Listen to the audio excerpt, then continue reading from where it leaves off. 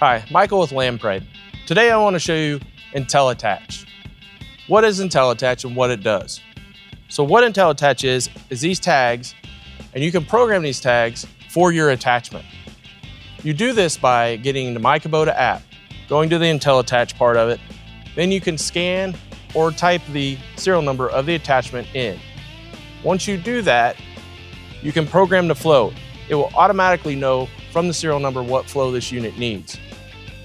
Then once it's synced up with this tag, every time this particular attachment is attached to this Kubota SVL 97-3, it will know what flow to give to this attachment.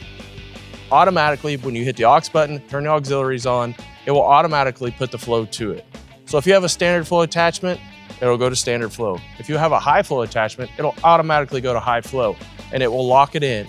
So that way you know you're getting performance matched attachments for this SVL 97-3.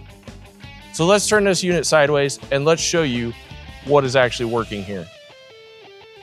Up here at the top of the cab, underneath this cover, is our receiver. That will be one part number that you would have to order.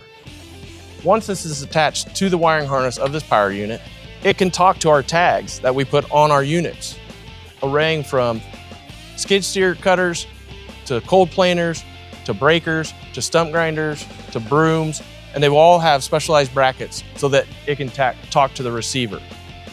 Once it's talking inside the cab, you'll be able to see it on the screen.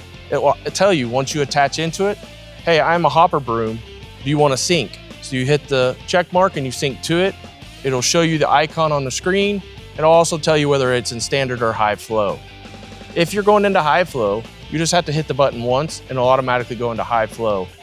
It'll also show you pressure readings and the flow on the screen while you're running.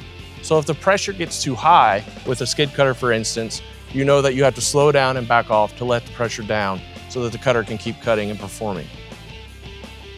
If you have further questions with this, please refer to lampride.com, your local Kubota dealer, or your operator's manual.